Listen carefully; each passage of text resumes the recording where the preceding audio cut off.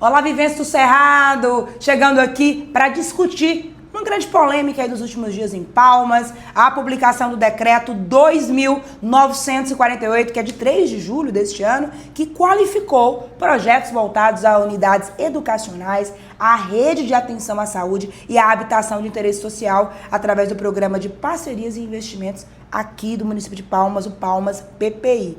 A gente viu que esse decreto ele provocou algumas dúvidas e diferentes interpretações sobre o alcance da medida. Então a gente chamou aqui, nós convidamos a secretária extraordinária de concessão em projetos estratégicos, a Eliane Grossman, que está aqui. Eliane, bem-vinda aqui nos nossos estúdios Gazeta.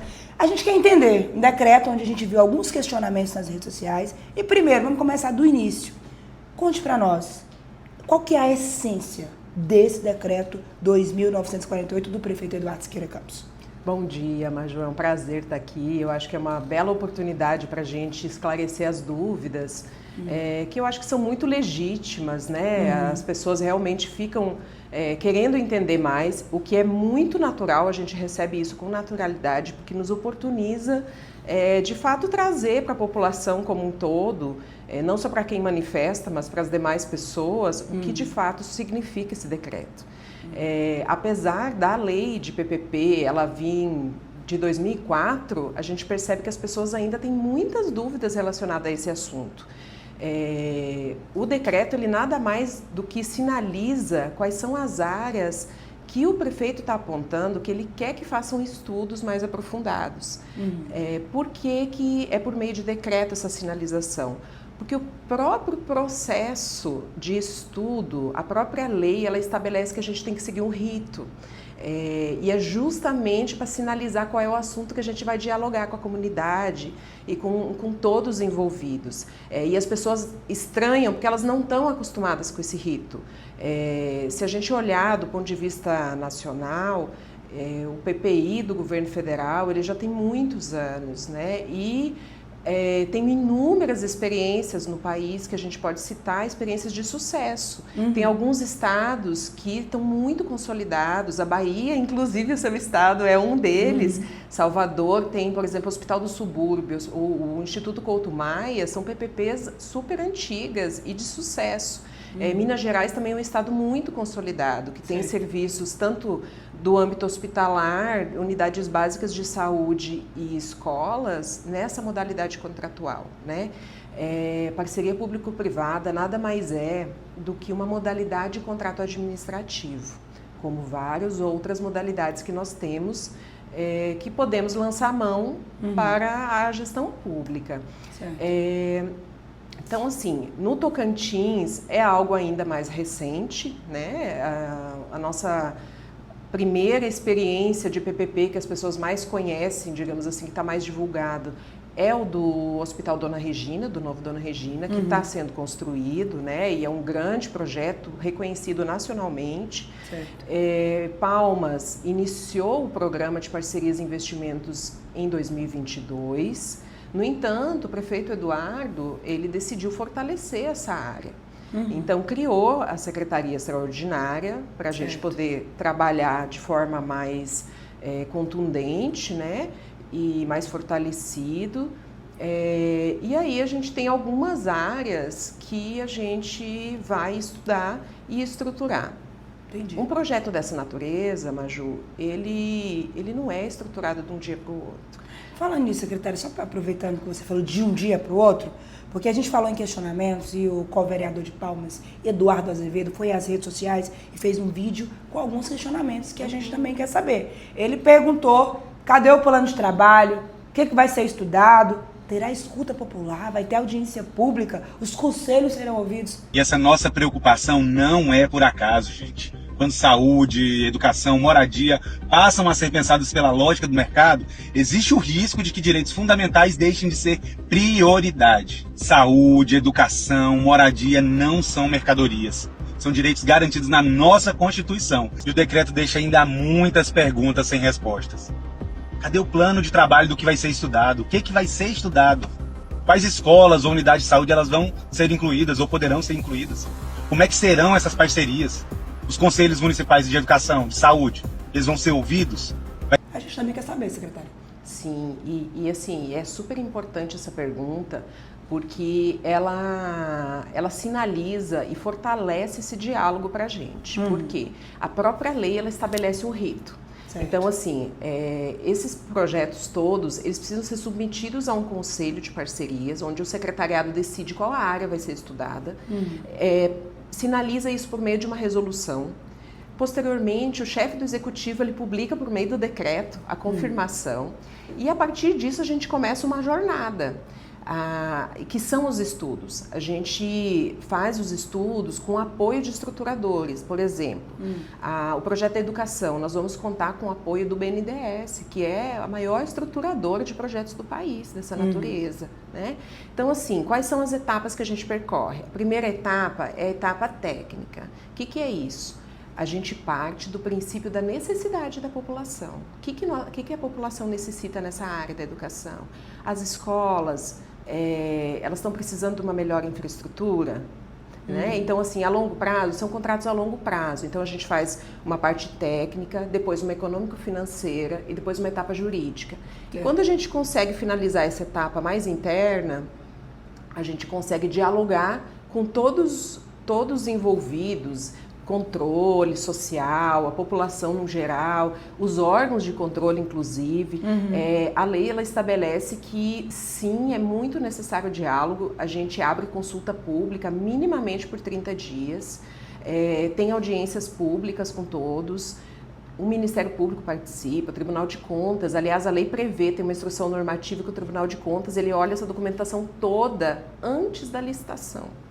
Então, só depois de passar por todo esse rito, com a confirmação de todos os âmbitos, inclusive os conselhos, tanto na educação quanto na saúde. Então, os conselhos serão consultados, serão ouvidos, até porque a lei exige. Certo. Nós não temos como fazer nenhuma licitação dessa área sem ter o aval de todos esses âmbitos.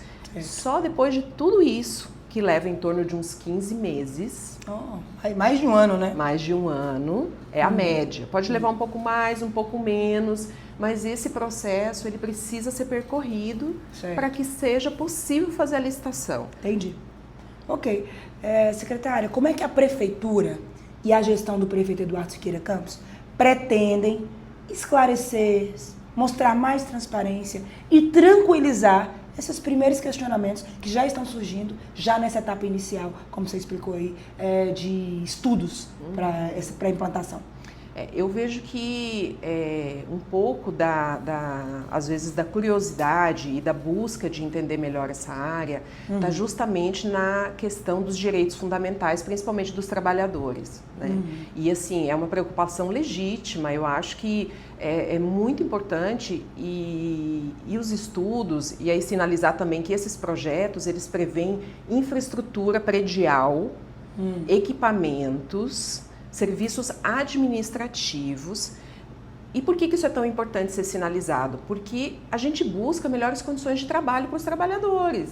Certo. Então, assim, os direitos dos trabalhadores todos vão ser mantidos, vão ser assegurados, o diálogo vai ser assegurado. A gente não trabalha de outra forma nessa área. E vai permitir, por exemplo, que um professor, um diretor, ele não precisa estar preocupado com uma goteira, ou com a limpeza de um ar-condicionado. Ele vai poder focar nas questões pedagógicas. Um profissional de saúde, ele não vai precisar ficar preocupado que o ambiente de trabalho estrutural ele não está o mais apropriado, não traz a melhor forma para ele poder executar as ações dele. Ao contrário, essas modalidades que são a longo prazo de contratos, elas justamente buscam trazer uma infraestrutura de qualidade para melhorar as condições de trabalho de todos esses trabalhadores a longo prazo. Então, assim, hoje, se a gente for olhar, qualquer gestão, ela entrega um serviço desses, mas ela tem dificuldade em dar manutenção. Daqui um ano, daqui 2 anos, poxa, precisa de uma reforma. E assim, é muito complexo isso, Entendi. Né? Entendi. E a ideia da PPP é justamente isso. Quem faz a construção vai dar manutenção predial ao longo do contrato. E isso traz vantajosidade. Por quê? Porque ele não vai só construir e entregar. Tipo, eu não tenho mais nada a ver com isso. Não, ele vai ficar responsável pela manutenção. Faz com que a qualidade, inclusive, da infraestrutura seja muito melhor. Entendi, secretária. a Prefeitura nos enviou uma nota na qual a gestão Eduardo Siqueira Campos afirma que a qualificação autoriza o desenvolvimento de estudos para identificar possíveis soluções para áreas prioritárias da cidade e não significa transferência da gestão dos serviços públicos para iniciativa privada ou definição antecipada de qualquer modelo de contratação, muito menos privatização. Os projetos qualificados, segundo a gestão afirma, não envolvem a venda de bens públicos. Secretário, eu quero que você deixe claro para a população que está nos acompanhando essas informações, são informações que é isso que muita gente teme. Os movimentos sociais, as instituições temem isso. Então, assim, a Prefeitura está dizendo que esses projetos eles não envolvem a venda de bens públicos. Há um receio com relação a privatizações. Como é que vocês vão fazer para conseguir tranquilizar? E assim, a comunicação e transparência tem que ser forte nesse processo, né? Isso, como eu havia mencionado no início, apesar da lei de PPP vir de 2004, ainda há uma dificuldade, ou às vezes muitas dúvidas, das pessoas entenderem a diferença dessa modalidade de contrato para uma privatização.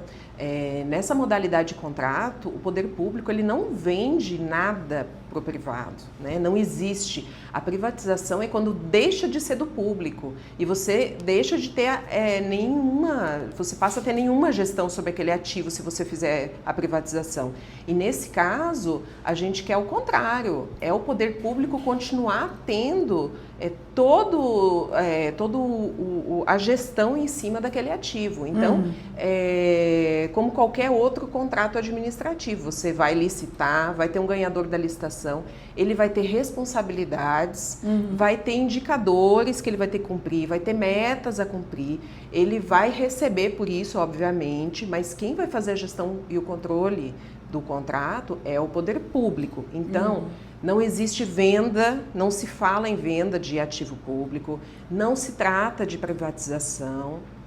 E então, assim, isso é muito claro para a gestão. O que a gente quer é justamente trazer benefício para a população com uma infraestrutura de qualidade a longo prazo e não quer trazer nenhuma insegurança. Ao contrário, a gente está super aberto, o gabinete da Secretaria está aberto para qualquer diálogo, qualquer dúvida. Quem quiser me chamar, eu estou super aberta para dialogar. Nós vamos ter os momentos pontuais, formais de diálogo em cada projeto desses, mas isso não impede a participação ao longo do processo, sugestões, quem quiser levar informações, necessidades que a população já identifica, a gente recebe, considera, analisa e em conjunto depois certamente o projeto vai ficar muito mais robusto, mais qualificado. Entendi. Secretária, você estimou aí cerca de 15 meses, pode ser um pouquinho antes, como você falou, né?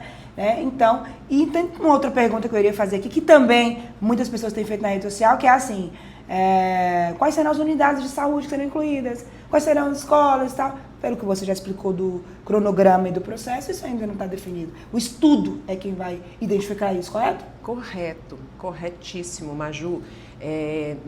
Justamente o decreto ele vem indicar qual a área que vai ser estudada. Tanto na saúde, educação, habitação, a gente vai iniciar os estudos agora, né? Inclusive, da saúde, por exemplo, a gente fez uma solicitação de apoio ao PPI do governo federal para a gente poder fazer isso em conjunto, inclusive com o Ministério da Saúde. Então, assim, nós não estamos fazendo nada de forma isolada, ao contrário, vai ser um processo coletivo de diálogo compartilhado. Na educação, nós vamos contar já contamos, né, com o auxílio do BNDES, apoio para essa estruturação.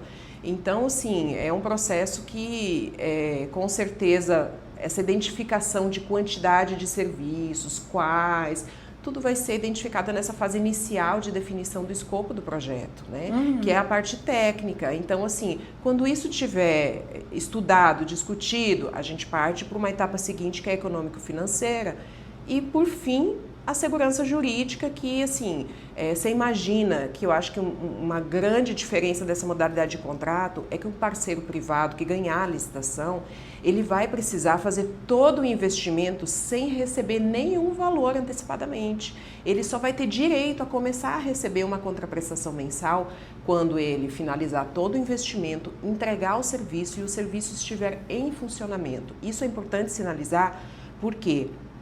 Porque é uma grande vantagem dessa modalidade contratual. Então, vou dar o exemplo novamente do Hospital Dona Regina.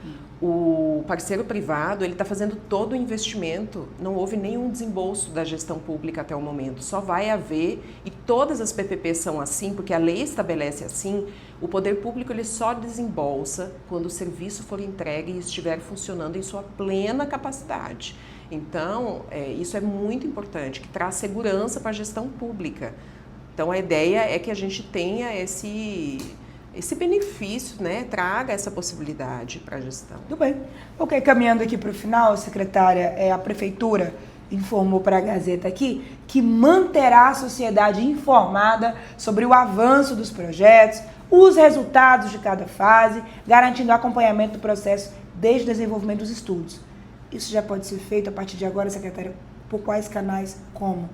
Então, nós obviamente vamos fazer os momentos oficiais, né, de consulta pública, em que nós vamos disponibilizar toda essa documentação. Esses documentos eles vão estar disponíveis no portal da Prefeitura. Posteriormente a gente informa de forma mais específica, né, quando estiver disponível. E a audiência pública ela vai ser amplamente divulgada também, convidando todos esses atores sociais para que participem ativamente. E, de fato, todas as sugestões são muito bem-vindas.